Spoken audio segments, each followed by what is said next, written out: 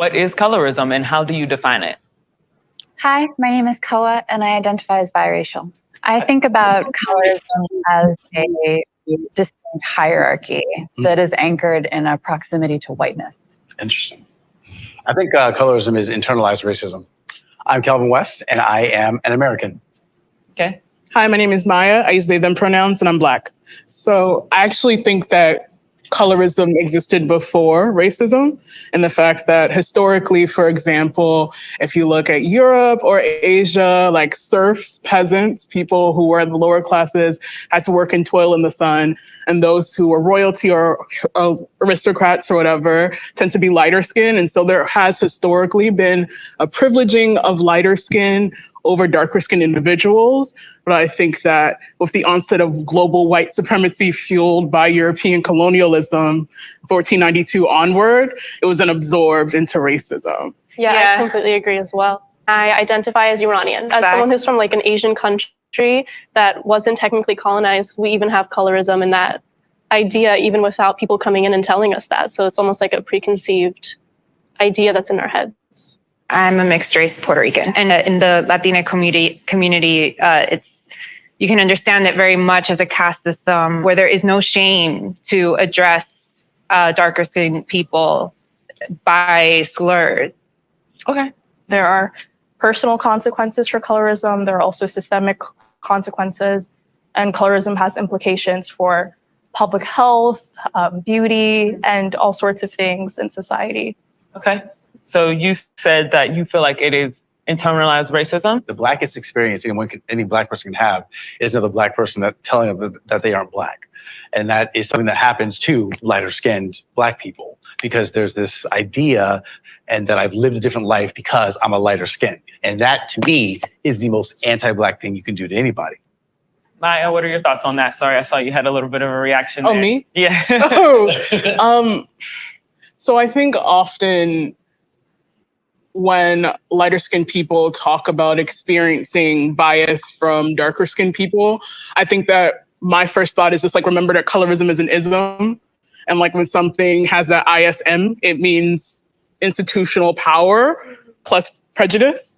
Darker skinned people as a class of people do not have the ability, the institutional power to, for example, put you in prison for longer sentences because of being lighter skinned or, having less access to employment. There's actual statistics where like a darker skinned person with a master's degree usually has less employment opportunities or is less employable than a lighter skinned person who has a bachelor's. And it's not to say that like bullying is like, I know that hurts. Like it's like personal sentiment. I know that actually feels bad.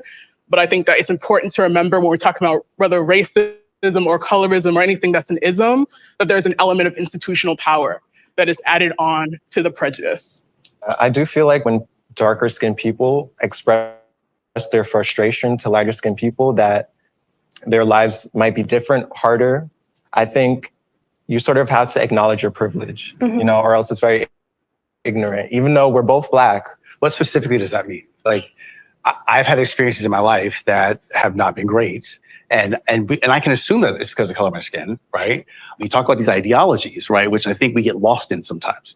And we have to just bring it back to reality of like, well, let's talk about your situation for a second. How has it affected you specifically? And the answers that you get are, I didn't get an apartment, I didn't get a job, I didn't get that promotion, which happens to everybody, right? They can always talk about somebody else and what's happened in history, but they can't talk about their own lived experiences. And that's important. I have plenty lived experiences. I mean, we could go from like, for me, I'm in the beauty industry, the beauty world. So I get invited to influencer events. And if I look around and I'm the darkest Black person, there's still a problem there. You know what I mean? That's a perfect example of that. And you might not realize it, but white people, lighter skinned people, they might be more willing to approach you because you are of lighter skin. That's another personal thing that, have you realized that? Yes, I can acknowledge that may be the thing. Here's the other thing that happens. The other side of that, the other perspective on that is that I've done a lot of things in the acting world. I've missed roles because I'm not dark enough. And there's a lot of Black people who don't know that. They have no idea that your skin tone is actually highly sought out for. But I feel like that's acting. They're looking to fill a specific role. Whereas if you're just applying for a job, you know, a lighter skinned person might get that opportunity over a darker skinned person.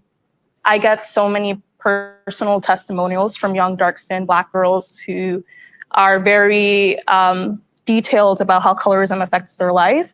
So obviously colorism is a systemic issue, but I think an important part of it is the personal battle like young Black girls endure. These girls are being bullied. Some are as young as 14, 13 years old, having really like mental health crises in middle school. Like there's also so much research about how colorism shows up like systemically. Like there's research on public health and the different health outcomes darker skinned Black people have as opposed to lighter skinned Black people. And there's one about pulse oximeters like being used during COVID and how the devices have a harder time registering darker skin. And you can imagine the implications for that. And we know that the Black community has been disproportionately affected by COVID in terms of like deaths. I don't think that evidence can be divorced from the anecdotes, you know, because the anecdotes just supplement that evidence. They help put that evidence into context. And I'm so like fascinated by like the growing like scholarship around colorism, because I think it's about time people treat colorism with the same seriousness they treat racism. Lamar, what are your thoughts? When you come with statistics like that, that's the kind of supporting arguments that we need, as opposed to kind of moving away from the anecdotal, in my opinion, right? Because we're talking about something so big and so huge that affects everyone who is alive. I'm in the middle, you know, colorism exists for sure. I just think there's a lot of confirmation bias in our personal experiences that might drive us right to that term when it could be a number of other things. But she's talking about how particularly darker skinned women engage with structures, engage with power, engage with institutions. Per that exact point, there are continuing studies that show that in instances in which darker skinned women do report intimate partner violence, domestic partner violence, bruises on their body, strangulation marks are harder for police to see, nurses to see, physicians to see, because a lot about how they are trained and the way they interact with those victims are attuned to look for those marks on lighter skin tones. And so that also impacts a lot in terms of who is seen as the victim, who gets resources, who gets proper medical attention. A lighter skinned woman who presents like I do, who walks in with something that reads very clean cut, is likely to get more attention in an already deeply misogynistic and racist and sexist body than a woman who is much darker than I am. So they seem to have presented a lot of evidence and studies. Are you changing your mind at all? As well as self-lived testimony, as well as anecdotal evidence. It goes back to how you feel about yourself. I feel like it sounds like you're saying racism is like a choice almost. How you respond to racism is absolutely, and I know that that's uncomfortable. I love it. This is my wheelhouse. Trust me. How you respond to racism is a choice. I'm hearing, particularly on this side of the room, this idea that you can make an individual choice outside of the context of history, culture, politics, structures. I don't believe that personally. I think when anybody buys a certain product, styles themselves a certain way, decides to not style themselves a certain way, read a certain book, use certain words in a job interview, approach a politician, I think all of that is informed by history, literally all of the time. We don't want to talk about anybody's individual experiences of it unless it's an experience that is affected by colorism in the way that you guys are comfortable with it. Colorism also happens on the other end. When I talk about the internalized racism and how lighter skinned voices, they don't get heard, they don't get pushed out there within the Black community, that I get eye rolls, I get, you know, people, there's a reaction to that is very negative and not welcoming. And I'm not in the business of denying people their lived experiences, like who am I? But I think we can also acknowledge that those things happen. Like lighter skinned people have like certain experiences where they feel invalidated because of their complexion. And we can also... Can you acknowledge that colorism affects lighter skinned people? There's no such thing as reverse colorism. Same way there's no such thing as reverse racism. Welcome back to Breakdown Friday. Joseph Ward, Patrick Irvin, Professor Carl Tone Jones. And we back again talking about the topic of colorism. We talked about it a while ago. But we're back on because I ran across this video of a group of I don't like the title, but minorities date colorism, like minority, whatever. But it's a debate on colorism. It's interesting because there's a lot of feelings and misconceptions within this conversation that they're having. I've sided with the bald head guy with the glasses. I'm siding with him. He seemed like he has a good grasp on history and what's really happening in the world, as opposed to all the other people telling you about. They're giving you a Black experience through their feelings rather than giving a true Black experience that is not just encapsulated in somebody's emotional ties to what has happened to them. So we're going to dive deep into this because there's a lot of stuff that was said that was wrong, and there's some stuff that was said that was good. So PC, man, let's start with you, my brother. Let's start with you. So overall, what's up? Like, what's up with this, man? What's up with this colorism debate? What are your thoughts on the information that was exchanged? Hey, you go to the light skinned person first, Joe. Hey, man, reverse colorism, right? You can't. Down with the patriarchy. Damn it. Down with the patriarchy. So, you know, when I watched that video, and I hate panels like that, I ain't gonna lie to you, man. Because first and foremost, you know, make sure my mic is right so y'all can hear what I'm saying. First and foremost, I just think there was a race to see who could be the biggest victim in those conversations. And I hate those situations where people feel like they can get impassioned and evoke your emotional heartstrings just based on something that's going to come out of their mouths, specifically when, you know, it could be something really vile. And I'm not saying what they say was vile, but what I am saying is they wanted you to buy into the passion. They wanted you to buy into the emotion, but they didn't have any real facts. They had personal experiences. And a lot of what ifs. Right. So I'll start at the end when the sister said there's no such thing as reverse colorism. I'm like, what? Well, the thing is, what institutional power? Hold on, Joe. I'm sorry. Go ahead, PC. I gotta play moderator because Joe amp. Joe was like, my gas pedal. You start off at 60. All right. So, but because I have it personally, you know, in my personal anecdotal experience, I've been on that side, and I'm growing up in North Philadelphia, being one of the biggest, lightest people. My name was Light Bright. My cousins had a particular fun activity. Just to, you know, once in a while, they would say, "Hey, yo, your pop just left," and I go outside and it'd be the mailman. You know what I'm saying? I get stuff like that. You know what I'm saying?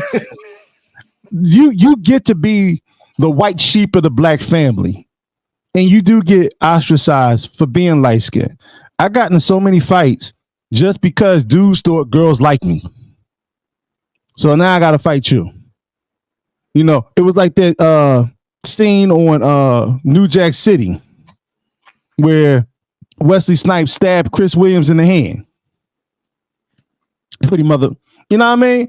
So you get that part of it too. Now, I'm not gonna sit here and pretend that culturally speaking, that I had to deal with what a lot of my darker brothers and sisters had to go through. So, you know, I never carried that with me. But one of the things I will point out is that it didn't just happen amongst several groups of individual cultures and people. This was all started sort of like at the fulcrum or sort of like at the end of the Renaissance age of white supremacy, when they started to begin their global dominance. We can even go as far back into the mid-19th century with the whole concept of eugenics and how it was based in race. The lighter you are, the more intelligent you were considered as a group of people. The darker you were as a group of people, the more so you were considered inferior, and in fact considered to be the dregs of society. We can go to social Darwinism because Francis Galton who was the father of eugenics, and Charles Darwin, who was the father of social Darwinism. They were cousins, and they worked off of they based their work off of each other. I believe eugenics came around first, and Darwin started and used his work to justify. Yeah, right. He used his work to justify social Darwinism. So that was part of it. There's another aspect, and see, this is why it's real important to read, learn, and understand before you open your mouths. When you go and you learn about the reason for light skins people getting privileges, a lot of it had to do with lineage. Specifically, if you had somebody whose child might have been the product of, grape culture and slavery, or grape culture and colonization, those particular lineages were based more so on bloodlines. So you were considered an octoroon or quattroon or whatever. All those things was based on how close you were to actual whiteness. The colorism that took place amongst the Negroes or the black folk who were in those particular groups, that was because you had a bunch of people scrapping for crumbs. It wasn't about a power grab. It was survival at that particular time. So internally speaking, they utilized it for privilege. I'm not justifying it, legitimizing it. I'm just telling you how it happened.